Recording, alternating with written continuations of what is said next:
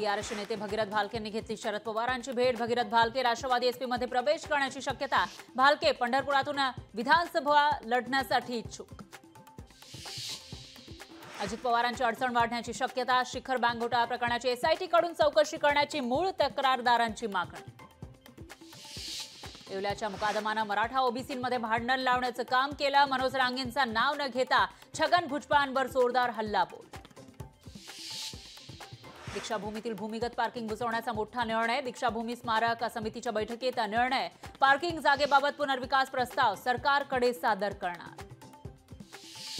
नीट परीक्षा गैरप्रकारातील मुख्य आरोपी गंगाधरला अटक। सीबीआयच्या पथकानं आंध्र प्रदेशातून केली अटक। गंगाधर सध्या बंगळुरूमध्ये सीबीआयच्या कोठडीत।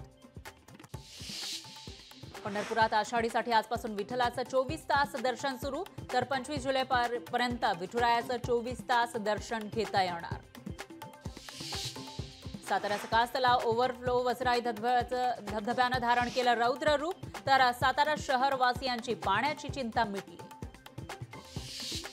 राज्यातील बहुतांश भागामध्ये पावसाची हजेरी। मुंबई, ठाण्यासह रत्नागिरी, सिंधुदुर्ग, रायगडमध्ये मुसळधार पाऊस। विदर्भातील अकोला, वाशिममध्येही पावसाच्या सरी।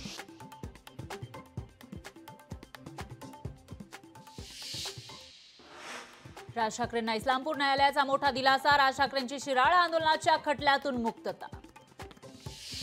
जळगावच्या ओझरखेड धरणाच्या रस्त्याच्या कामात भ्रष्टाचार। राष्ट्रवादी एसपी पक्षाच्या रोहिणी खडसेंचा आरोप। भ्रष्टाचाराच्या चौकशीची खडसेंकडून मागणी। बदलापुरात उल्हास नदीमध्ये पाण्याचा प्रवाह वाढला। नदीवरील चौपाटी पाण्याखाली। उल्हास नदी धोक्याची पातळी ओलांडण्याची शक्यता। मनोज रांगे हिंगोलीतून परभणीमध्ये दाखल। रांगेंची मराठा आरक्षणाबाबत जनजागृती रॅली।